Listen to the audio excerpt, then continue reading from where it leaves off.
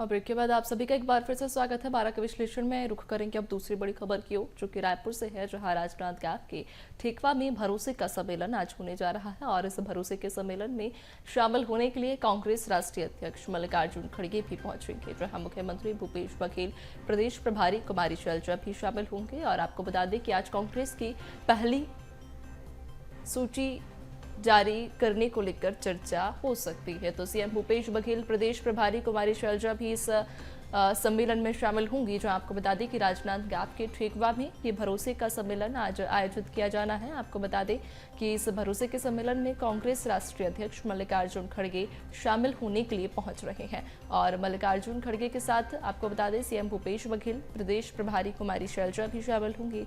और इनके अलावा और भी कई दिग्गज हैं ऐसे जो भरोसे के सम्मेलन में शामिल हो सकते हैं।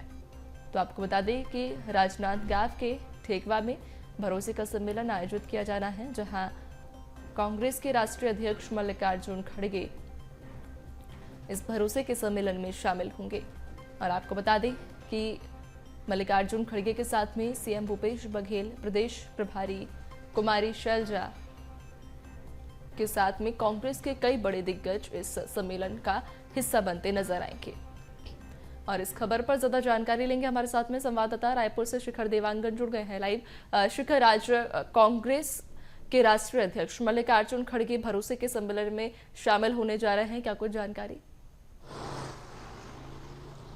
देखिए, भरोसे के सम्मेलन जो है राजनांदगांव के ठेकवा में होने जा रहा है। और जिस तरह से भरोसे का सम्मेलन हो रहा है, साफ तौर पे कहा जा सकता है कि 2023 विधानसभा चुनाव को लेकर भी बड़े बयान जो है इस सभा से निकलते हुए नजर आएंगे। जिस तरह से भरोसे के सम्मेलन का आयोजन किया गया है, सरकार जिस तरह से छत्तीसगढ़ में काम कर रही है, उन काम की वजह से जो महत्वपूर्ण योजनाएं जो है सरकार ने लागू की, उस योजनाओं से लोगों को फायदा हुआ और इसी को लेकर भरोसे का सम्मेलन किया जा रहा है। इस भरोसे के सम्मेलन में कांग्रेस के राष्ट्रीय अध्यक्ष मल्लिकार्जुन खड़गे के साथ ही मुख्यमंत्री भूपेश बघेल, उप मुख्यमंत्री टी.एस. सिंहदेव, कांग्रेस के प्रदेश प्रभारी कुमारी शैलजा, इसके अलावा प्रदेश कांग्रेस अध्यक्ष दीपक बैज के साथ ही कई बड़े दिग्गज नेता मंच में मौजूद रहेंगे। और इस दौरान जनसभा को संबोधित भी किया जाएगा। जिस तरह से इससे पहले जांजगीर चांपा में जो है भरोसे का सम्मेलन किया गया था और भरोसे के सम्मेलन के माध्यम से केंद्र सरकार पर निशाना साधा गया था। 2023 विधानसभा चुनाव को लेकर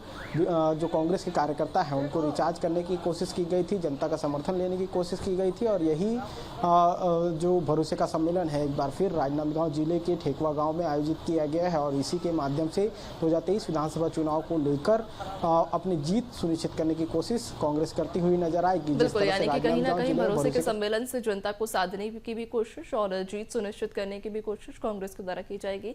बिल्कुल शिखर, बने रहिएगा हमारे साथ ताकि आपसे और जानकारी लेंगे।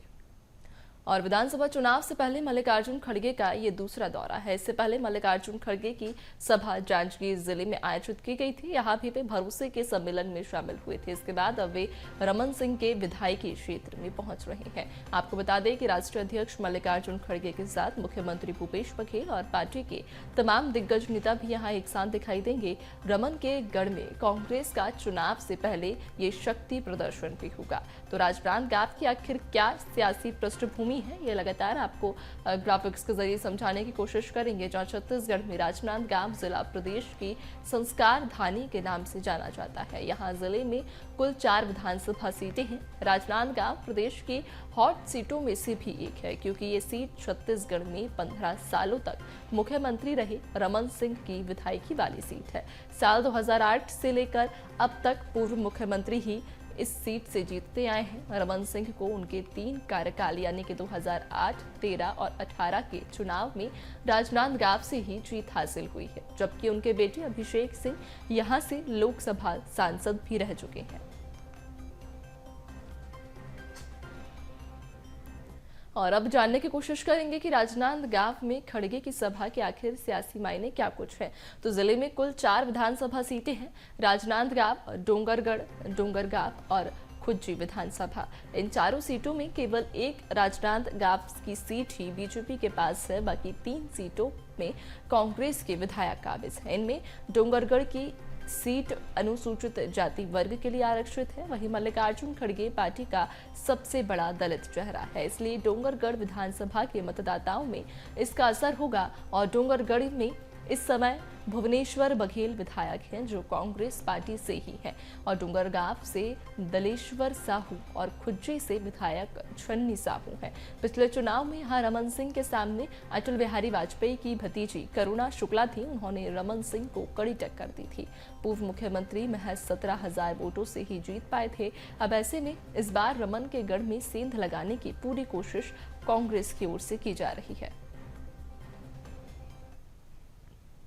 और इसी के बीच अब रुक करेंगे बड़ी खबर की ओर, जहां आज कांग्रेस की पहली सूची जारी करने को लेकर भी चर्चा हो सकती है। आज शाम कांग्रेस के स्क्रीनिंग कमेटी की भी बैठक होगी। इस बैठक में दावेदारों के नामों को लेकर भी चर्चा संभव है। कांग्रेस के पहली सूची में लगभग 3 दर्जन नामों पर मुहर भी लग सकती है।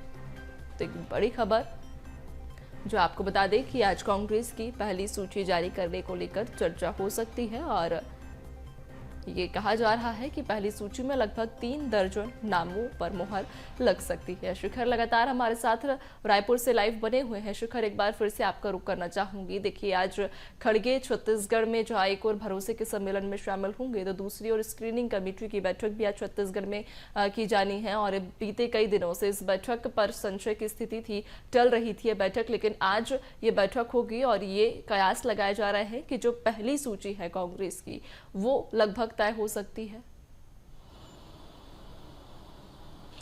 देखिए, चुनाव नज़दीक है, उस लिहाज से अगर बात की जाए तो कांग्रेस लगातार तैयारियां कर रही है। दावेदारों से जो है आवेदन मंगाए गए थे, ब्लॉक स्तर से ये आवेदन आए थे, ब्लॉक से जिला स्तर पर पहुंचे और जिला स्तर से प्रदेश स्तर तक ये आवेदन आए हैं। पैनल के रूप में कई जगहों से आवेदन आए और कुछ जगहों पे सिंगल नाम जो है निकलकर सामने आए थे। जिस तरह से चुनाव समिति की बैठक हुई है, अब तक 2 बैठकें चुनाव समिति की हुई है, लेकिन इस बैठक में कई महत्वपूर्ण विषयों को लेकर चर्चा हुई। कुमारी शैलजा भी इस बैठक में शामिल होती हुई नजर आई थी। बीते दिनों जिस तरह से बैठक हुई थी उसके बाद जिला अध्यक्षों को लेकर नाराजगी भी देखने को मिली थी, क्योंकि कई ऐसे विधानसभा क्षेत्र हैं जहां दावेदारों की संख्या ज़्यादा थी लेकिन जिले से सिंगल नाम भेजे गए थे। आज स्क्रीनिंग कमेटी की बैठक होगी और स्क्रीनिंग कमेटी की बैठक में जो उम्मीदवार हैं उनके चयन को लेकर चर्चाएं होती हुई नजर आएंगी। ये जरूर कहा जा रहा है कि कांग्रेस जल्द ही अपनी पहली सूची जारी कर देगी और पहली सूची में लगभग 3 दर्जन विधानसभा क्षेत्रों के जो उम्मीदवार हैं उनके नाम जो है निकलकर सामने आ जाएंगे। हालांकि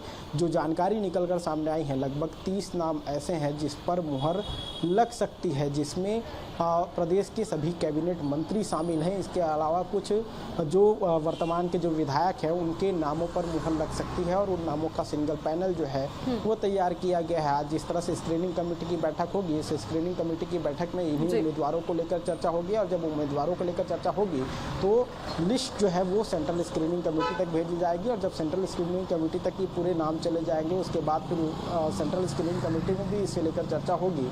और ये जरूर कहा जा रहा है कि 10 तारीख तक कांग्रेस की जो पहली सूची है वो जारी हो सकती है। जी बिल्कुल, यानी कि अब जो कयास हैं वो तेज हो गए हैं कि शायद कांग्रेस जल्द ही अपनी सूची जारी कर दे और इंतजार भी सभी को बेसब्री से रहेगा। तो तमाम जानकारी साझा करने के लिए शिखर, आपका बहुत बहुत धन्यवाद। और इसी के साथ 12 के विश्लेषण में फिलहाल इतना ही। बने रहिए BSTV के साथ, दीजिए इजाजत। नमस्कार।